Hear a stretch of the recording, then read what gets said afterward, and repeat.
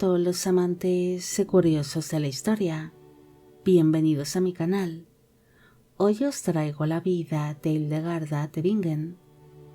Ella fue una de las mujeres más destacables de la Edad Media, debido a que no solo fue una santa, sino que fue una verdadera polímata que llegaría a destacar en distintos campos como la ciencia, la música y la medicina, siendo una mujer que destacó en su tiempo por su gran inteligencia y por su cultura.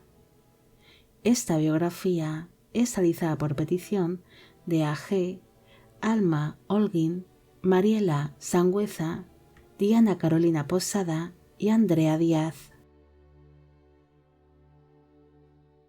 Hildegarda de Bingen nació alrededor del año 1098 en el municipio de Bermenshain, en Renania-Palatinado, en el Sacro Imperio Romano Germánico, actualmente en Alemania. Fue hija del noble Hildeberto de Bermenshain y de la esposa de este, Matilde de Mersenne-Naet. El matrimonio tuvo 10 hijos en común, siendo Hildegarda la última de sus vástagos.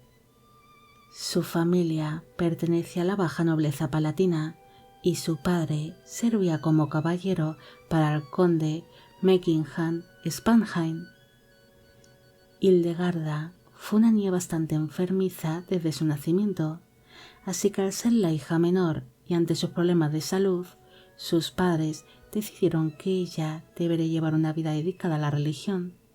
Así que por esta razón sería entregada a la condesa Jutta de Sponheim, la cual era tan solo 8 años mayor que la niña y también estaba destinada a la vida religiosa. Hildegarda pasaría parte de su infancia en el castillo de los condes de Sponheim, junto a otras niñas que se encontraban bajo la tutela de la condesa, la cual se ocuparía de su educación. Allí aprenderían literatura, latín, música, canto y religión, siendo formadas para su futura vida dentro de un convento. Después, cuando Hildegarda tenía unos 14 años de edad, ella y las demás niñas se trasladaron al monasterio benedictino de Disibodenberg, donde su maestra había ingresado como abadesa, pese a que dicho lugar era un monasterio para hombres, pero la condesa logró tener su propia casa pegada a dicho edificio santo, donde conviviría junto a sus alumnas. En un principio, aquella casa estaría formada por una serie de diminutas celdas que habían sido cedidas para aquel grupo de mujeres, pero entre el gran número de religiosas que empezaron a llegar, aquella casa acabaría anexionada al monasterio, aunque las mujeres tendrían sus propias estancias apartadas de la de los hombres. Hildegarda llegaría a estar muy unida a su maestra. Esta la enseñaría a leer, a escribir y los textos bíblicos, además de enseñarla canto y a tocar el salterio. Se sabe que maestra y discípula estuvieron muy unidas. Es más, Hildegarda se convertiría en su alumna favorita, compartiendo ambas mucho tiempo juntas, recitando los salmos, cuidando el huerto, realizando labores domésticas o cuidando de enfermos y de los más necesitados. En el año 1136 falleció la condesa Jutta, siendo una muerte muy sentida por todas aquellas mujeres que la acompañaban en aquel monasterio benedictino, debido a que la condesa era una mujer muy popular y admirada, siendo considerada por las demás monjas como una especie de santa. Tras la muerte de la condesa, las demás compañeras de Hildegarda la eligieron como la nueva abadesa, un puesto que ella aceptó gustosa pese a que no se encontraba cómoda en aquel monasterio benedictino, donde tenía que convivir prácticamente con hombres pese a tener estancias separadas. Así que le pidió al abad del monasterio que le entregase su permiso para poder establecerse en las ruinas del monasterio de Ruppersberg. Pero el abad se negaría en rotundo ante las pésimas condiciones en las que se encontraban aquellas ruinas. Ante la negativa del abad Cuno, que era así como se llamaba aquel hombre, Hildegarda intentó conseguir el permiso del arzobispo Enrique I de Maguncia, pero el abad Cuno seguiría negándose y prohibió a las religiosas el abandonar aquel monasterio benedictino. Hildegarda acabaría enfermando de gravedad pocos días después de la prohibición del abad, quedando postrada en su cama y con casi todo el cuerpo paralizado. Así que esto fue tomado como un mensaje divino que reflejaba que Dios estaba muy enfurecido por no dejar que las monjas abandonasen el monasterio. El abad, en un principio, no quiso creer en mensajes divinos e intentó levantar a la religiosa de la cama con sus propias manos, algo que les era imposible. Así que el abad les entregó a las monjas el permiso de poder abandonar el monasterio, una decisión que provocó que Hildegarda se recuperase rápidamente de su grave enfermedad y recuperase la movilidad de su cuerpo. Tras conseguir la aprobación del abad y del arzobispo de Maguncia, Hildegarda se trasladó a las ruinas del monasterio de Ruppersberg, junto a otras 20 monjas más. Aquel lugar era solo un amasijo de piedras donde apenas tenían resguardo, pero Hildegarda estaba realmente convencida a establecerse en dichas ruinas, porque meses antes había tenido una visión donde pudo visualizar aquel lugar en la tumba de San Ruperto de Bingen, que se encontraba entre las ruinas. Así que creyó que su misión era fundar allí un nuevo monasterio con el permiso del dueño de aquellas tierras.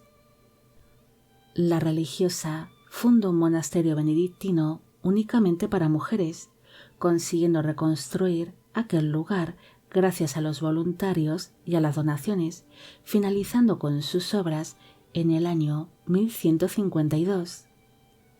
Hildegarda se mostraría gozosa de haber cumplido con su misión divina, que traería paz a las monjas del monasterio, un deseo que aumentó cuando una de sus jóvenes compañeras se quitó la vida tras haberse quedado embarazada al haber mantenido relaciones, ya sea por deseo propio o forzosas, con uno de aquellos monjes benedictinos que habían logrado dejar atrás. Hildegarda tuvo durante toda su vida una serie de visiones y enseguida comprendió de que se trataban de mensajes divinos. Según dijo la propia religiosa, su primera visión la experimentó con tan solo 3 años de edad, cuando observó una intensa luz que la cegaba y que hizo temblar su alma. Después, aquellas visiones se convertirían en imágenes de intensos colores o de figuras sobrenaturales que eran acompañadas por voces, cantos y música celestial. Aunque mientras experimentaba aquellas visiones, la religiosa no entraba en éxtasis ni perdía la noción del tiempo, estando en todo momento consciente. Hildegarda obtuvo el permiso del papado para poder recoger sus visiones y sus experiencias sobrenaturales en distintas obras, plasmando sus vivencias en una trilogía que sería conocida por los títulos de Cíbias, el libro de las recompensas de la vida y el libro de las obras divinas, aunque el primero de estos, el Cíbias, se convertiría en una de sus obras más destacadas y en uno de los libros más importantes de la escritura religiosa medieval, debido a que no solo hablaba de sus visiones y de sus experiencias, sino que explicaba los principales dogmas de la fe cristiana. Hildegarda sería conocida en su tiempo por ser una mujer muy culta y con muchas inquietudes, así que su vida no solo se basaría en escribir sus propias experiencias sobrenaturales o sobre religión. La religiosa llegaría a destacar en el mundo de la música, donde ella misma llegó a componer más de un centenar de melodías, aunque a día de hoy solo se conservan alrededor de 60, convirtiéndose en una de las compositoras que llegó a tener un buen repertorio musical, incluso más que muchos compositores medievales masculinos. pese a que sus composiciones se basaban en ciertos aspectos de la fe cristiana, como el pecado, las virtudes de la mujer, la esperanza, la fe, el arrepentimiento o incluso la figura del diablo. Aunque muchas de sus composiciones también están muy influenciadas por la figura de la Virgen María y de los santos. En la época en la que vivió Hildegarda, eran muy pocas las mujeres que sabían escribir o leer, especialmente en latín. La religiosa llegará a referirse a ella misma con tales palabras como inútil o ignorante cuando se comparaba con los hombres de su tiempo, los cuales tenían acceso a una mejor educación y a una serie de conocimientos que estaban prohibidos para las mujeres. No se sabe muy bien cómo Hildegarda llegó a aprender latín, aunque seguramente lo aprendería de su fallecida maestra, la cual tuvo acceso a una buena educación gracias a su posición como condesa. La religiosa pronto se daría cuenta de que la gran mayoría de las monjas eran analfabetas y que no tenían acceso a una buena educación, ya que su formación como religiosas estaría supervisada por distintos clérigos. Así que ella decidió inventar un alfabeto alternativo con el cual enseñar a leer y a escribir en secreto a sus compañeras de monasterio. Aquel alfabeto recibió el nombre de lingua ignota, e Hildegarda se encargó en enseñarlo secretamente a las demás monjas de su monasterio, usándolo para comunicarse entre ellas o para impartir algunas enseñanzas. Pese a que Hildegarda en ocasiones se sentía inferior a los hombres por no haber recibido la misma educación que ellos, la religiosa llegó a demostrar que era una mujer muy culta y de gran talento. Ella llegaría a escribir distintos libros donde recogió estudios sobre plantas, animales y minerales, además de escribir algunos manuscritos sobre diversas enfermedades y sus curas a base de remedios naturales, además de cómo aliviar ciertas dolencias comunes como dolores de cabeza, migrañas, dolores de estómago o problemas con la menstruación, como los sangrados excesivos o los dolores típicos del ciclo menstrual. También explicaba en sus libros cómo tratar los accidentes que solían tener los campesinos mientras trabajaban en el campo, como dislocaciones, cortes, fracturas, quemaduras o lesiones leves. La religiosa también hizo sus propios estudios sobre cómo conservar los alimentos para que estos no se echasen a perder, haciendo las primeras referencias que se conocen sobre el lúpulo como conservante natural. Hildegarda escribiría distintos manuscritos sobre fisiología, sexualidad y psicología humana. Ella realizó algunos estudios sobre el sangrado tanto de animales como de humanos, observando cómo las sangrías pueden afectar a la salud, ya fuese para bien como para mal. También observaría los desequilibrios que se producían en los cuerpos enfermos y cómo detectar algunas enfermedades con solo examinar a los pacientes, dando información sobre cómo controlar el pulso, además de cómo examinar la sangre, las heces y la orina del paciente, algo que sería muy importante para diagnosticar algunas dolencias o enfermedades en la etapa temprana. También daría consejos sobre cómo hervir el agua potable antes de que ésta fuese bebida, para evitar enfermedades o infecciones que llegasen a ser mortales. Hildegarda también creía que el horóscopo de cada persona podía presagiar futuras enfermedades, trastornos y dolencias, además de que podría influenciar en la fertilidad, en la concepción y en el desarrollo de los fetos, al igual que indicaba en sus escritos que las distintas fases de la luna ayudaban a la concepción tanto de humanos como de animales, además de que afectaba al buen desarrollo de las plantas, cuando sus semillas se plantaban durante el ciclo lunar. La religiosa también llevaría a cabo distintos estudios científicos sobre el microcosmos y el macrocosmos, aparte de estudiar la medicina antigua, desarrollando su propia idea sobre la teoría humoral y cómo ésta provocaba cambios tanto físicos como psicológicos en el ser humano. Hildegarda mostraría mucho interés por el desarrollo del cuerpo de la mujer y sus ciclos, aunque prestaría especial interés a la sexualidad femenina, llegando a escribir distintos manuscritos sobre la existencia del orgasmo femenino y cómo éste mejoraba el estado anímico, físico y mental de las mujeres. Hildegarda fue una gran defensora de que tanto el hombre como la mujer tenían que disfrutar de los encuentros sexuales. También aseguraba que la libido y el deseo sexual era algo normal, siempre y cuando no fuese excesivo o fuese dañino para las otras personas, además de que defendió la idea de que el deseo, el placer y el acto sexual era algo natural y no pecado. No se sabe muy bien cómo Hildegarda llegó a tener tantos conocimientos sobre el placer sexual de la mujer. Ella misma aseguró que tuvo una serie de visiones a lo largo de su vida, donde encontraría tales conocimientos y donde pudo visualizar el cuerpo femenino con todo lujo de detalles, mostrándose éste en aquellas visiones como algo puro, poderoso y hermoso. En cambio, otras teorías sugieren que tales conocimientos solo los pudo obtener o bien escuchando las experiencias sexuales de otras mujeres o tal vez practicándolas ella misma.